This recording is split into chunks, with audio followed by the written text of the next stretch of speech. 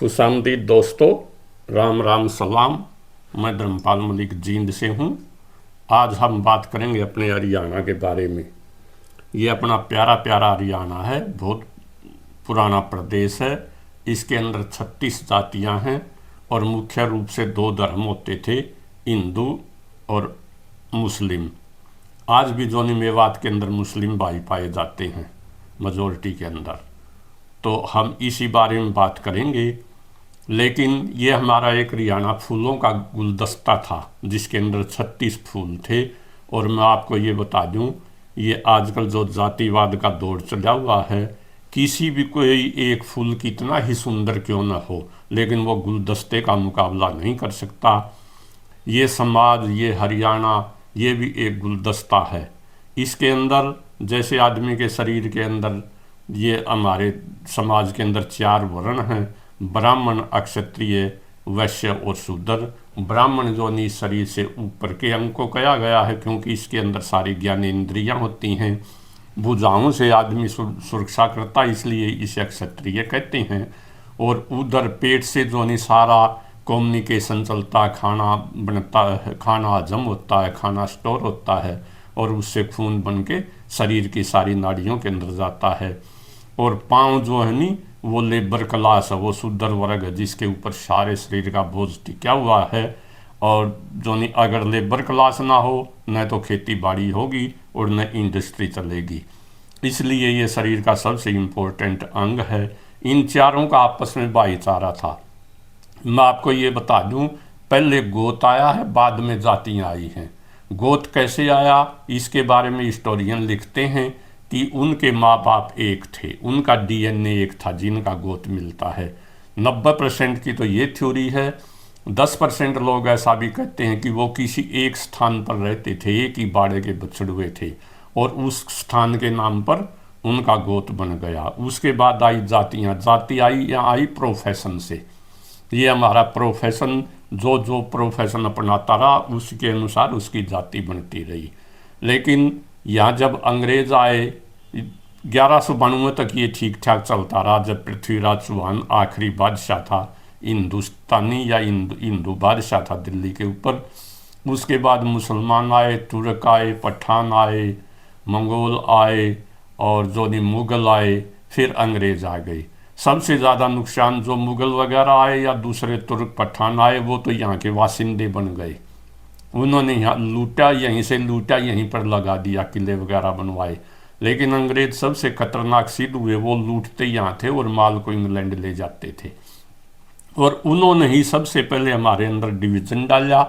पहले धर्म के नाम पर डाला, डिवाइड किया, फिर जातियों के नाम पर डाला। अंग्रेज लोग बड़े समझदार लोग थे, हम उनकी बुराई तो करते हैं क्योंकि वो रूलिंग क्लास थे, हमें गुलाम बना रखा था।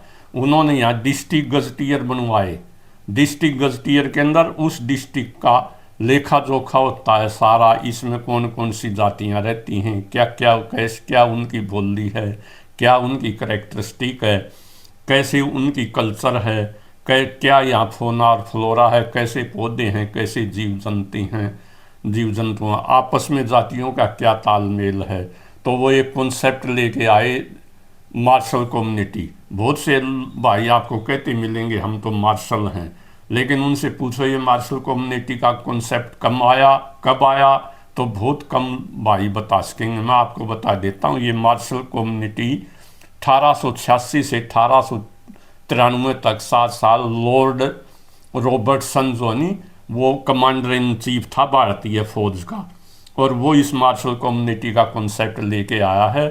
ऐसा ये सरदार खुशवंत सिंह अपनी किताब में लिखते हैं, history of six volume 2 page number 114। ये मैंने अंडरलाइन कर रखा है, ये कर रखा है। वो खुशवंत सिंह लिखते हैं, the ethnic change in the constitution of native army was given permanence by Lord Roberts, commander in chief 1885 to 93। Some races including the Sikhs, Gorkha, Dogra, Rajput and Punjabi Musalman were recognised as martial. तो ये कम्युनिटियाँ जो थे नी, उन्होंने डिवीज़न करने के लिए, समाज का डिवीज़न करने के लिए उन्होंने कुछ कम्युनिटी को मार्शल कम्युनिटी बना दिया।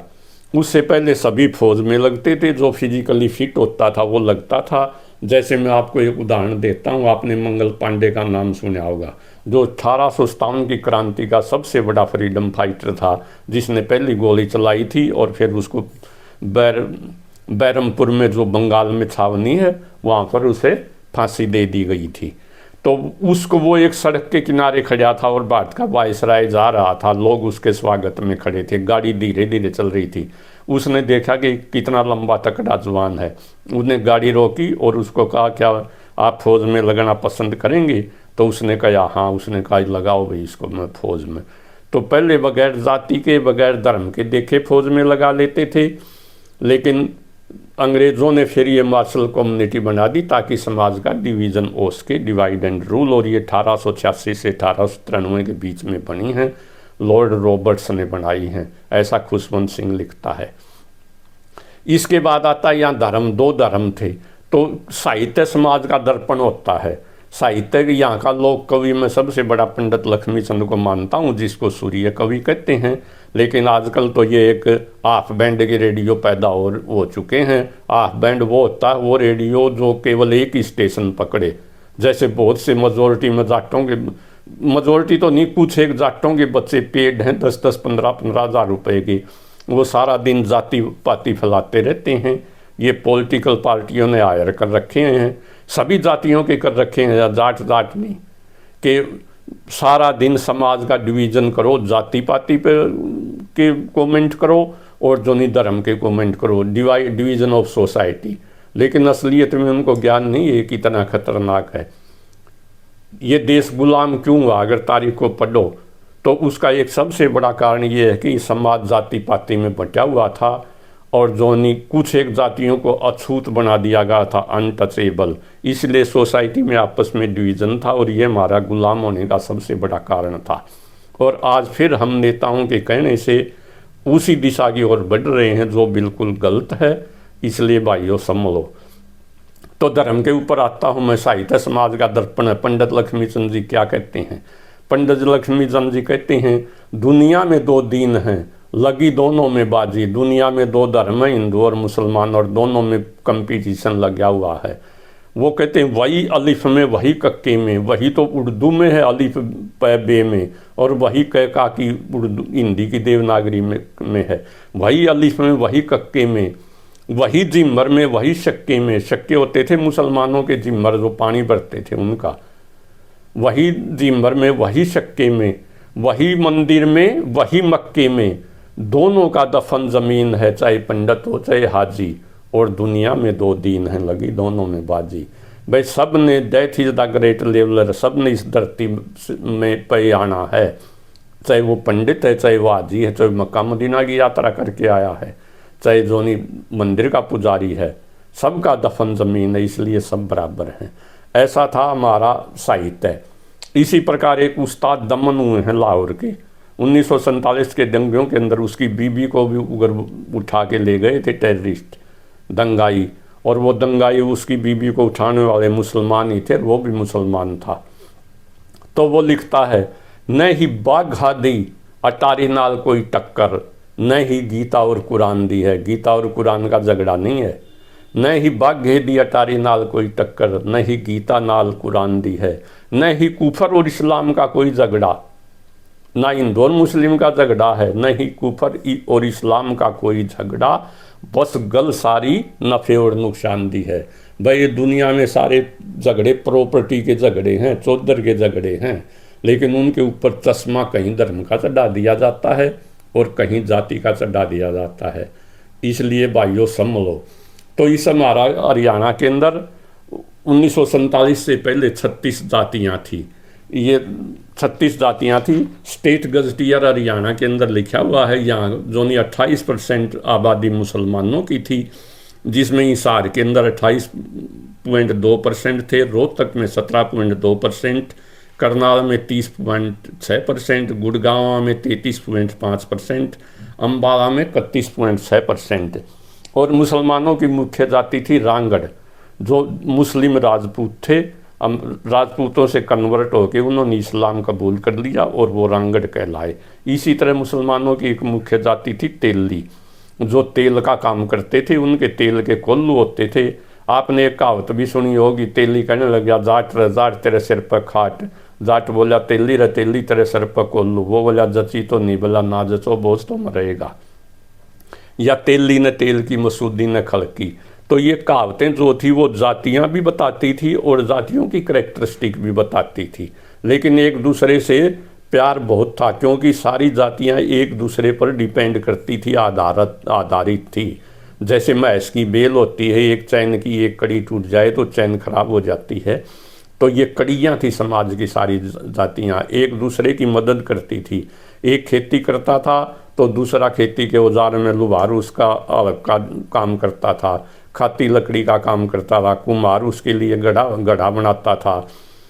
तो सारी जातियाँ एक दूसरे के ऊपर आधारित थी और एक दूसरे की हेल्प करती थी, इसलिए सब भाई थे और आपस में मजाक भी करते थे, जातियों की करैक्टरिस्टिक भी बताते थे।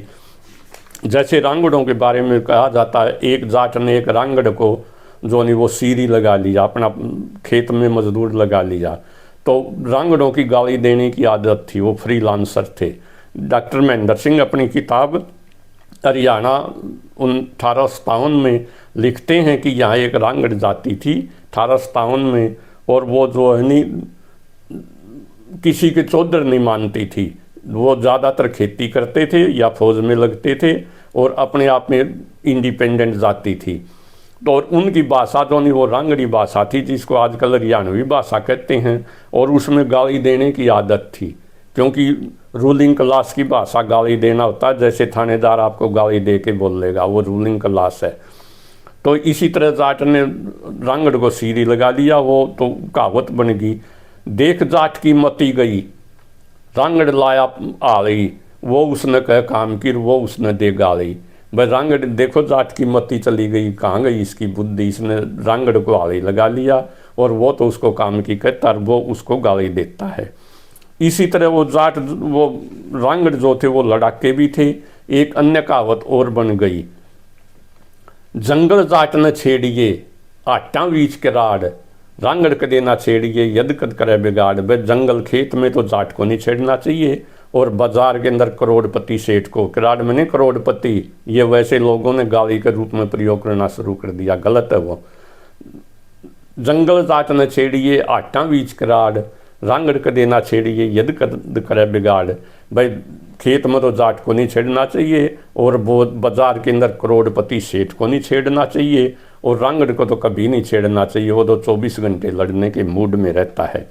इसी तरह बनिया जाती थी, बनिया मैंने व्यापारी, ये उन स्पेशली कास्ट पर वैसे ला दिया। आजकल बहुत से जाट जो नहीं वो आड़ती हैं, वो बनिया ही हैं, व्यापारी हैं, जाट थोड़े हैं जो खेती नहीं करते। तो बनिया जो नहीं उसका व्यापार बढ़ता रहे तो वो घर और को भी याद नहीं करेगा। पहले देशोर कहते थे, देशोर मतलब दूसरे प्रदेश के अंदर व्यापार करने के लिए जाना। और हरियाणा जब गेहूं का पत्ता हो जाता था, गेहूं 1.5-2 महीने की होती थी, वो हरियाली में उसमें गायें जाया करती चलने के लिए, उसमें बड़ा मिठास होता पत्ते में। तो एक कहावत बन गई, लालच लग गया बानिया पत्ते लागी गाय, बोड़े तो बोड़े नहीं चाल ले जाए। वे बनिए का तो व्यापार बढ़ता रहे और गाय न हरा चारा मिलता रहे, तो वापिस आए तो आए, वरना ना भी आए, उनकी कोई तसल्ली नहीं।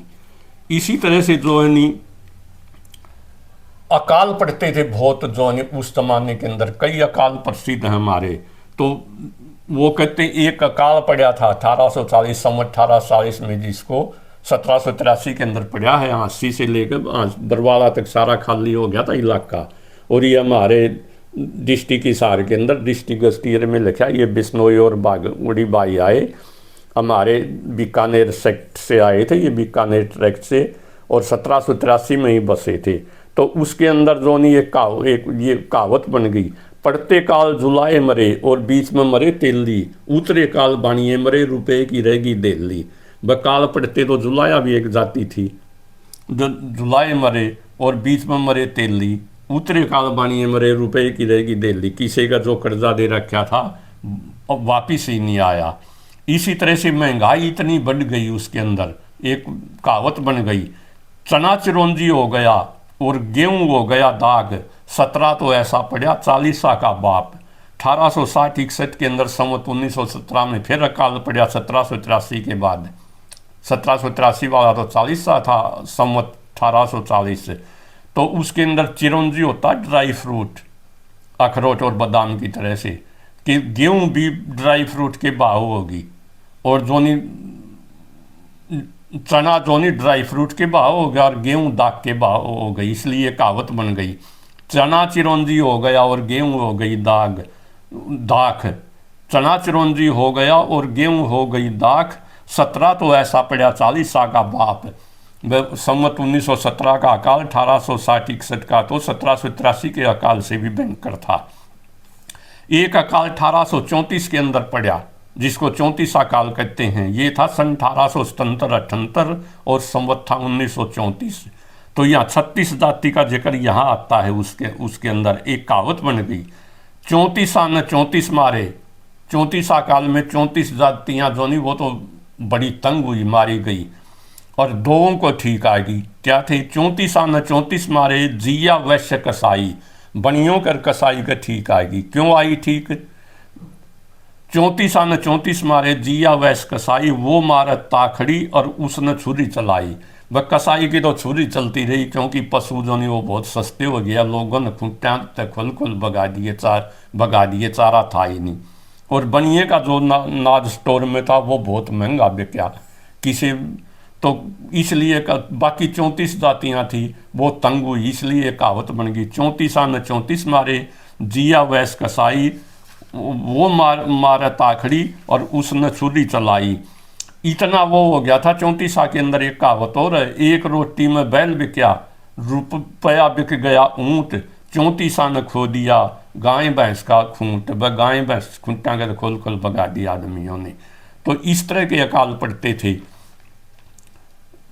इसी तरह का एक जाति होती थी डूम। जैसे एक कहावत है, डूम की रोगी तो सुर में रोगी। वो तुरंत जो नहीं कहावत बना दिया करते थे, समोला या दोहा बना देते थे। हमारे जिंद डिस्ट्रिक्ट के अंदर एक गांव है मांडी, उसका एक चौधरी था, जैसे उसका नाम था धर्म सिंह, धर्मा कहते थे। जैसे मेरे को धर्मपाल का धर्मा, धर्म सिंह का धर्मा, इस तरह के नाम रखते थे। हमारे गांव में एक धर्म सिंह था लुवारी वाले, उसको धर्मू जाट कहते थे। तो उसने जो नहीं, पहले जब आदमी मरता था वो उसका बड़ा वो साहूकार आदमी था, आने जाने वालों का खाने का प्रबंध करता था, उसके नोरे में रुकते थे। तो जो उसकी बुढ़ा मरता था उसकी चारपाई बिस्तरे वगैरह डुम्मों को दे देते थे। तो धर्मा मर गया, वो बड़ा अच्छा बढ़िया पलंग था उसका, बड़े बढ़िया बिस्तरे थे। डूम बाट देखा था तेरे को मिलेंगे, लेकिन उन्होंने थोड़ी हरकत कर दी, किसी कारण से दिए नहीं। तो डूम ने तुरंत समोला बना दिया, मांडी होगी रांडी, मर गया धर्मा जाट, गल्ले ले गया गूदड़ेर, गल्ले ले गया खाट। तो फिर कहने लगे देगा हो भाई ये बदनाम करेगा। इसी प्रकार जोनी रांगड़ जाति जोनी वो टैक्स नहीं दे, रेवेन्यू नहीं देती थी, खेती कम करते थे वो, लेकिन जाट वो जोनी वो टैक्स दिया करते थे। ऐसा रेवेन्यू कलेक्टर ऑफिसर करनाल लिखता है। तो वो एक कहावत बन गई। कानौर निंगाना एक बहुत बड़ा गांव है रोहतक जिले के अंदर, वहाँ के रांगड़ प्रसिद्ध थे। तो एक कहावत बन गई, दिल्ली ते 30 कोस पर बस कानौर निंगाना, आपे बोवा आपे खावे, राज न देनी दाना। इसी तरह एक चिड़ी चांदी गांव है, चांदी के अंदर रांगड़ थे, वो चोरी के लिए प्रसिद्ध थे। आज भी एक कहावत की जाती है, चांदी माल बेगाना खांदी। वह चांदी के वाले लोग जो थे वो छीन कर माल खाया करते थे। इसी प्रकार एक और कहावत है जो जातियों की करेक्टरिस्टिक को बताती है। जैसे जाट महोत्सल बामन शाह, बानिया हाकम जुलम खुदा। वह जाट तो पानी का पंसारी नहीं होनी चाहिए, पानी के चौधर जाट को नहीं मिलनी चाहिए, वो सारा खेत भरे भरना, आपके भाई ने भी कौन देगा पानी। बामन शाह, बामन मैंने होता विद्वान, पढ़ा लिखा आदमी। और विद्वान आदमी जो नहीं वो बामन शाह, वो जो ब्याज पर रुपये देने लग जाए तो ये गलत है, क्योंकि शास्त्रों में लिखा है लक्ष्मी का वाहन उल्लू है। लक्ष्मी मूर्खों के पास होती, विद्वानों के पास नहीं। लेकिन विद्वान आदमी भी ऐसा काम करने लग जाए सूदखोरी, तो समाज के लिए खतरा है। और बानिया कम जुल्म खुदा, और बानिए के पास कलम की पावर तो होती है, उसको जो है नहीं राज की तलवार की ओर पावर मिल जाए तो समझो खुदा ने जुल्म कर दिया है, कहर डाल दिया है। जैसे हमारे जो नहीं गृह मंत्री अमित शाह जी को पावर मिल गई सरकार की, 13 महीने किसान बॉर्डर पर बैठे रहे, कोई सुनवाई नहीं हुई, किसी ने बात नहीं की। तो इसलिए कहते हैं जाट मोहसिल बामन शाह बानिया हाकम जुल्म खुदा। मैं वहाँ महेंद्रगढ़ में रहता था, तो मेरा दोस्त था राव हरी सिंह, उसी के मकान में मैं रहता था। हमारे बड़े अच्छे रिलेशन थे। जब वो किसी काम की आनाकानी करता तो मैं उसको कहता था, हमारी तरफ कहते हैं हीर बेपीर, तो वो भी हंस के कहता था, फिर जवाब देता था, वह हमारी तरफ भी कहते हैं मलिक साहब, क्या कहते हैं, जाट जमाई भाणजा रेबारी और सुनार, ये किसी के मीत ना देखो कर व्यवहार। जाट जमाई भाणजा रेबारी ऊँटों का व्यापारी और सुनार, ये किसी के दोस्त नहीं होते, चाहे व्यवहार करके देख लो। जाट जमाई भाणजा रेबारी और सुनार, ये किसी के मीत ना देखो कर व्यवहार। मैं आपको भाइयों समाज की कहावतें बता रहा हूँ, नहीं कि मेरा किसी जाति पाति पे जो नहीं चोट करने का इरादा नहीं है। मैं धर्म और जाति से ऊपर उठा हुआ आदमी हूँ, न मैं कास्टिस्ट हूँ, न मेरा धर्म से, मैं सेकुलर आदमी हूँ। इसी प्रकार से एक कहावत है, गुज्जर के 100 जाट के 9 और माली के 2 किले बराबर होते हैं। वह गुज्जर का तो 100 किला में भी गुजारा नहीं हो, क्यों, वो पशुपालन करता है। जाट 9 किला की खेती में गुजारा कर लेगा, और उतनी ही पैदा एक माली जो नहीं 2 एकड़ में जो नहीं वो बाग लगाएगा या सब्जियों की खेती करेगा, उसकी ही उतनी ही आमदनी 2 किला में पैदा कर लेगा। एक और कहावत है, गांव बसा बानिए पैर पड़े जब जानिए, वह बानिया जो नहीं नफे नुकसान का देख के फिर सौदा तय करता है। एक कहावत है, बुढ़ा रंगड़ तोड़े खाट, बुढ़ा जाट चरावक काठ, काठ में नहीं होता भैंसें, वह रांगड़ जो नहीं वो तो जवानी में कम काम करता है, बुढ़ापा में तो बुढ़ा रांगड़ तोड़े खाट, वो तो खाट पर आराम करेगा। लेकिन जाट आखिरी दम तक जो नहीं वो काम करता है, उसकी ये फितरत है, बुढ़ापे पे भी वो हल नहीं चला सकेगा तो भैंसों को चलाएगा। 100 सुनार की एक लुहार की, सुनार और लुहार 2 जातियाँ थी, लुहार का काम लोहे का था, सुनार का सोने का। और अन्य कहावतें हैं, जैसे डूम भला जो बोलना, बहु बली जो चुप, सावन भला जो बरसना, जेठ बलेरी धूप। वह बोलने वाला, डूम तो बोलने वाला ही अच्छा होता है। इसी तरह से एक बार एक रांगड़ ने जो नहीं एक किसान की जमींदार की भैंस चुरा ली, और उस समय मैं आपको बता दूं थानों के अंदर पैडू होते थे, जिसको ट्रैकर कहते थे, कच्चे रास्ते होते थे, और पैड देख के चोरी की जगह पर पहुंच जाते थे, पशु कहाँ गया है और चोरी करने वाला कौन है, उसकी पैड पे छान लेते थे। तो एक गांव के अंदर थानेदार पहुंच गया, जमींदार की भैंस चोरी होगी, उसने FIR दर्ज करवा दी। तो उस गांव के अंदर डूम भी रहते थे और जुलाई भी रहते थे, और थानेदारों को भी पता था चोरी रांगड़ों ने की है, लेकिन उसने गरीब आदमी पे मार पड़ती है, तो उसने डूम को पकड़ लिया, बता चोरी किसने की है। तो डूम अगर रांगड़ का नाम रखे तो रांगड़ पिटाई करे, और ना थानेदार उसको धमकाने लग रहा।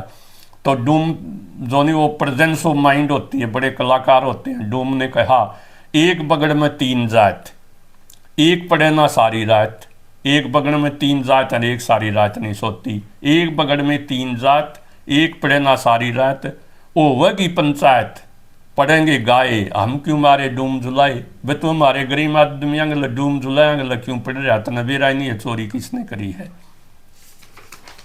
तो इसी तरह से भाइयों, तो अनेक कहावतें थी, ये थी मोटी मोटी बातें। हमारा भाईचारा कायम रहे, हम सब भाई थे और जो नहीं भाई हैं, और ये जाति पाति के झगड़ों में मत पड़ो, ये नेताओं का काम है वोट लेने के लिए डिवाइड एंड रूल। और ये जो ऑफ बैंड की रेडियो मत बनो, कुछ तो जाट ही जाट, जाट जाट कहते हैं, अनंगपाल तोमर जाट था, राजपूत कहते हैं राजपूत था, गुज्जर कहते हैं गुज्जर था। अरे कम से कम महापुरुषों को, अपने जो राजा महाराजा थे उनको तो एक मान लो तुम। आप चौधरी चरण सिंह का और चौधरी छोटू राम का फोटो लगाते हैं, आपने उनकी थ्योरी पढ़ी है। चौधरी चरण सिंह हमेशा कहा करते, अजगर अहीर जाट गुज्जर और राजपूत एक हैं। चौधरी छोटू राम की आपको वोट पता कौन देते थे, रांगड़ जो मुसलमान थे, मुस्लिम जाट, जाट अहीर, तभी तो उसकी मेजोरिटी आती थी यूनियनिस्ट पार्टी की। वो सभी जातियों के नेता थे, उनको जातियों में मेरे भाइयों मत बांधो और इस जाति पाति के चक्कर से ऊपर उठ जाओ। इस जाति पाति ने हमें गुलाम किया है और फिर हमें ये तोड़ डालेगी, हमारा नुकसान होगा। ये समाज एक गुलदस्ता है, ये फूलों का गुलदस्ता है। और एक फूल से गुलदस्ता हमेशा सुंदर होता है। इस गुलदस्ते को कायम रखो, मेरी आपसे यही गुजारिश है। जय हरियाणा, जय हरियाणवी।